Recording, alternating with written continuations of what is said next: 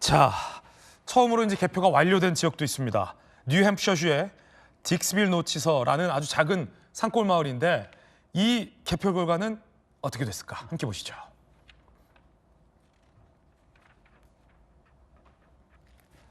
자, 이 미국 지도에 저기 붙어 있습니다. 뉴햄프셔주의 딕스빌 노치, 유권자가 6명뿐인 아주 작은 산골 마을인데 공화당원은 4명이라고 그래요. 기자들이 취재를 해봤는데 그런데 여기에서 개표가 완료가 됐죠. 6명밖에 없으니까 뭐 금방 하죠.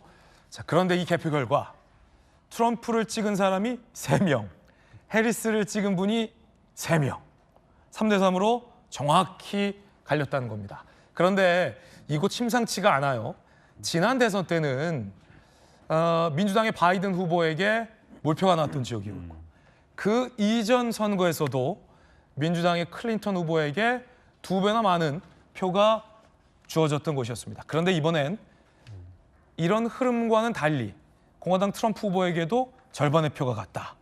물론 이 딕스빌 노치라는 곳이 어떤 일종의 어떤 여론 흐름을 반영하는 샘플로서의 의미는 없습니다만 그렇다는 겁니다. 처음에 개표된 곳이.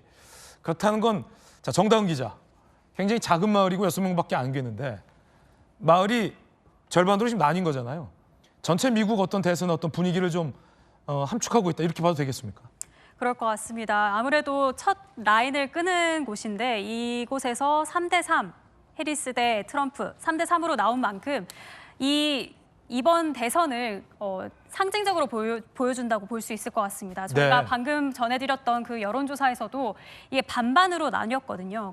그렇기 때문에 이 3대 3이라는 것 자체가 아무래도 이번 대선의 결과를 계속 지켜봐야 하는 이유지 않을까 싶습니다. 네. 자, 여러 가지 변수가 있겠습니다만 그래도 거듭 말씀드렸듯이 경합주 7곳. 경합주 7곳을 누가 가져가느냐에 따라서 그냥 당선자가 결정돼 있다라고 봐도 될 것 같습니다. 그래서 자, 경합주 7곳의 여론조사 결과 살펴보겠습니다. 자, 정다은 기자, 경합주 여론조사는 어떤가요? 네, 이번에 그 대선의 승패를 가를 이 경합주 조사를 말씀드릴게요. 제가 이번에 대선 여론조사를 매일 챙겨봤는데 매일 조사 기간마다 승자가 바뀔 만큼 아주 초박빙 상태입니다.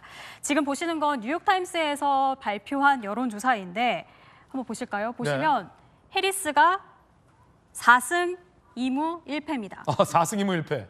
네. 하나씩 뜯어보자면 네바다, 위스콘신, 노스캐롤라이나, 조지아인데요. 특히 이 해리스 같은 경우에는 저 위에 북부에 있는 저 러스트벨트를 가져와야 승리를 한다. 이런 식으로 보는 언론이 많습니다. 네네. 그렇기 때문에 저기를 어떻게 해리스가 가져오느냐에 따라서 해리스가 승리를 할 수 있을지가 보이겠는데 그중에서 위스콘신은 지금 여론조사가 49대 47이에요. 네, 저기는 어떻게 보면은 해리스가 가져올 수도 있다라고 지금 뉴욕타임스는 보고 있는 겁니다. 네. 그러면은 이번에는 다른 조사를 한번 봐볼까요? 자, 뉴욕타임스에는 해리스가 좀 더 많이 가져갈 것으로 예측이 됐고 네, 이게 제가 말씀드린 것처럼 더 힐이군요, 이번에. 네, 조사 기간마다 결과를 다르게 내보내고 있는데 이번엔 트럼프 우세입니다. 더 힐에서 여론조사를 내보냈는데 펜실베니아, 노스캐롤라이나, 조지아, 애리조나 모두 트럼프가 가지고 간다. 그러니까 트럼프가 4승 2무 1패입니다. 완전 정반대의 결과를 내놓은 겁니다.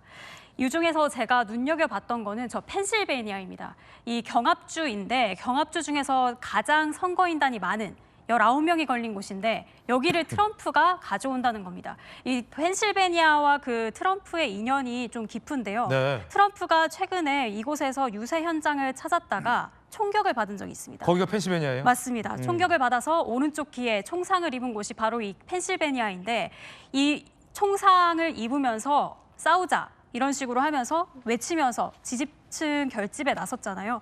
그렇기 때문에 이곳에서 펜실베니아를 트럼프가 가져가서 트럼프가 우세하고 있다. 이런 여론조사를 내보낸 겁니다.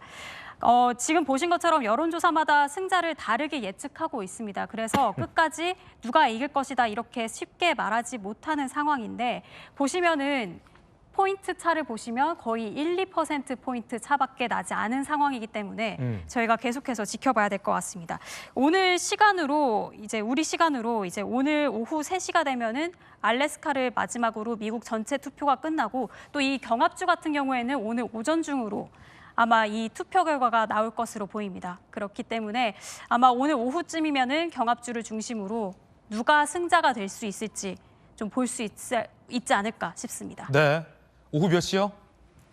오후 3시에 모든 주의 투표가 끝나고 오후 3시면은 제가 특집 미 대선 개표 방송을 또 진행하는 시간인데 맞습니다. 제 방송 시간에 나오겠군요. 그렇습니다. 정당 기자도 함께 할 거죠? 함께 하겠습니다. 전성훈 비서관님, 지금 펜실베니아가 19명의 선거인단에 걸려 있잖아요. 아까 뉴욕타임즈와 더힐의 여론조사 결과가 달라요. 그런데 하나의 흐름은 있어요. 더힐 같은 경우는 이른바 이 바다를 끼고 있는 선벨트 지역에서 트럼프가 해리스를 압도할 것이다 라는 예측이고요. 아까 뉴욕타임즈 같은 경우에는 몇 개의 이제 러스트 벨트에서 몇 개의 주를 해리스가 확실하게 가져갈 것이다 라는 예측이에요. 물론 이제 노스캐릴라와 조지아의 예측이 뉴욕타임즈와 더힐의 예측 결과가 달라지긴 했지만, 그런데 지금 뉴욕타임즈는 펜실베니아를 48대 48로 보고 있고, 예. 아까 더힐 같은 경우는 펜실베니아를 트럼프가 가져간다라고 예측은 했지만 그 숫자가 48대 49란 말이에요. 네네. 그러면 가장 많은 19명 펜실베니아를 누가 이기느냐, 뭐 7개 경합주 이런 거 계산하지 말고 네. 펜실베니아 승자만 보면 네. 대충 나와요, 답이? 저는 그렇게 보고 있습니다. 오. 결정적인 게 이제 펜실베니아고요. 이제 선거 승패가 펜실베니아에서 결정된다고 보고, 지금 뉴욕타임즈하고 더힐하고 여론조사에 약간의 차이는 있는데, 이건 개인적인 생각입니다만은 뉴욕타임즈가 좀 해리스에게 유리한 쪽으로 이렇게 좀 여론조사가 된 것 같아요. 그래서 지금 현재 상황을 반영하는 거는 더힐 쪽이 좀 더 맞는 것 같고, 지금 아까 뉴햄프셔 지역에서 왜 공화당, 민주당 3대 3으로 나오지 않았습니까? 6명 어르신 사시는데. 예, 거기가 옛날에는 다 민주당 모세였는데 그거는 뭐를 얘기해 주는 거냐면 지금 미국의 아주 중요한 상징적인 숫자입니다. 미국의 국내 정치 지형이 바뀌고 있어요. 지금까지 사실 2008년도 오바마 대통령부터 지금까지 12년 동안 바이든 포함해서 민주당이 미국을 이제 리드를 했는데, 여기에 대해서 소위 민주당 정부가 지향하는 소위 진보의 가치, 여기에 대해서 많은 미국 국민들이 이제 실망을 했습니다. 이제는 민주당의 진보 가치 가지고는 안 되겠다.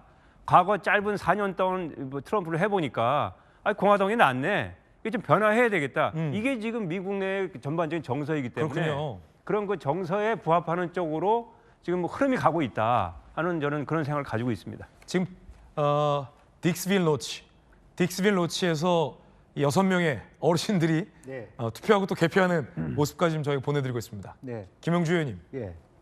그러니까 딕스빌 로치 같은 경우는 사실 아까 부통령 얘기를 했는데 제디 벤스가 힐빌리의 엘레지 노래라고 하는 책을 썼기 때문에 저 지역은 광산촌이었거든요. 그렇기 때문에 일찍 일하러 가기 때문에 최초로 밤 12시 땡 하자마자 투표를 시작했던 부분인데, 그게 이제 앞서 우리가 얘기했습니다만 상징적으로 트럼프 지지가 예. 좀 많이 나오고 있다는 것에 의미가 있을 수 있고요. 지금 개표함이 크긴 한데 예. 표는 몇 개 없어요. 6개예요. 네. 이제 그렇게 돼 있다는 거고, 또 아까 우리가 펜실베니아 얘기를 좀 해보면 네네. 마지막까지 그렇기 때문에 두 후보 모두가 펜실베니아 공을 들였는데, 그렇군요. 저는 이번 선거에서 누가 키를 쥐고 있냐, 푸에르토리코인이 쥐고 있다고 생각해요. 그 무슨 말입니까? 그러니까 히스패닉, 사실은 지금 이제 하리케인이 들어와서 푸에르토리코인들이 100만 명 이상 펜실베니아 살고 있거든요. 그 유권자들이, 그 유권자가 이번 선거에서 나왔다시피 히스패닉이 누구를 지지하느냐에 트럼프 지지로 많이 가고 있다라고 하는 부분은 상당히 이게 트럼프가 만약 이긴다면 전략적으로 성공했다라고 보여집니다. 전체 포션에서 10% 정도 밖에 안 된다 하더라도 상당히 중요한 부분이고, 또 최근에 들어서 만약에 푸에르토리코가 쓰레기 섬이다 이런 얘기가 역풍을 불었을 경우에 사실은 펜실베니아는 해리스한테 넘어갑니다. 이게 굉장히 중요한 포인트가 되고요. 실제적으로 그러면 또 하나는 아까 우리가 오하이오 얘기했지 않습니까? 아이오와 얘기를 했지만 사실은 나이 든 어르신들과 노인들이 해리스 지지를 더 많이 하고 있거든요. 실제로 보면 그만큼 경제가 어려우니까 사회복지에 대한 관심이 많고 특히 여성 노인들이 집중적으로 해리스 투표를 할 겁니다. 낙태권에 대한 문제와 실제로 보면 사회복지에 대한 문제가 있기 때문에.